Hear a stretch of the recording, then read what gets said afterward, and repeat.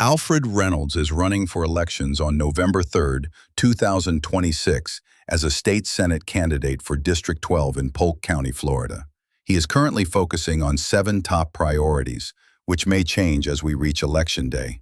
Being an educator, he chooses education as his first top priority, for the simple reason that students are behind, and many of them have difficulties to read and write.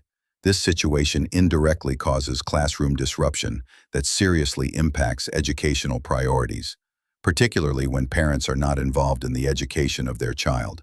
In fact, some of those parents don't like to support teachers, and many of them even see those teachers as hostile. Then, what can we do as responsible parents, voters, educators, and lawmakers? Beside education, Alfred's second priority is affordable housing. It is an issue that is affecting every citizen with high cost of living expenses in District 12. For example, renting a house or an apartment is becoming, day after day, a serious problem because of increasing rates and hidden fees. The price to buy a house is also out of control. HOAs are ripping off homeowners as well as mortgage insurance. What should we do as voters and lawmakers to solve this pressing problem? The third priority is healthcare and mental health, for the simple reason it affects education as a whole. In fact, the One Big Beautiful Bill Act, OBBB, of the Trump's administration is significantly impacting healthcare by reducing coverage for millions, increasing costs for some, while creating new requirements for Medicaid and ACA marketplace enrollment. For example, the bill includes cuts to Medicaid and new out-of-pocket costs for certain Medicaid enrollees. What we should as voters when we cannot afford the basic necessities. Besides education, affordable housing, and healthcare as top priorities, economic disparities are the fourth priority. With the One Big Beautiful Bill Act, OBBB, of the Trump's administration, the gap that have already existed between low and high wagers is widening enormously. The impact of this law is seen very early and continues to affect those individuals with low income. Despite the economy growing, there are deep disparities in income and access to opportunities in the district.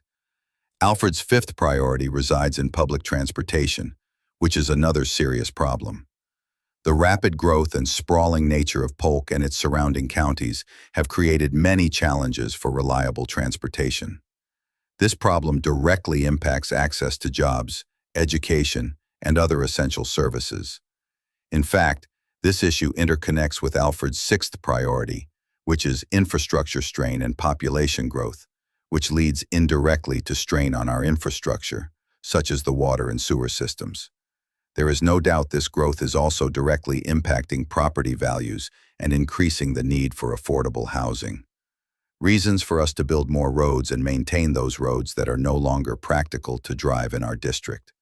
Finally, community policing is the last priority for State Senate candidate Alfred Reynolds, who believes that the core idea is for the police and the community in general to work together. That way, they can identify and solve problems that can ultimately lead to a safer community. For Alfred Reynolds, it is very important for our police officers and sheriff deputies to be assigned to specific neighborhoods, schools, or communities in order to enhance relationships and accountability while being proactive in fighting crimes. In conclusion, there are many reasons to consider voting for Alfred Reynolds, a state Senate candidate for District 12, Florida, USA.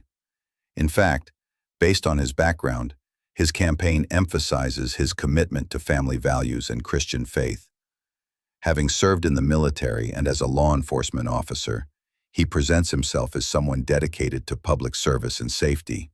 His experience in academia and education is well cited as a reasons he understands the needs of Florida's schools and justice system. Now, what should we do as voters, educators, and lawmakers on November 3rd, 2026?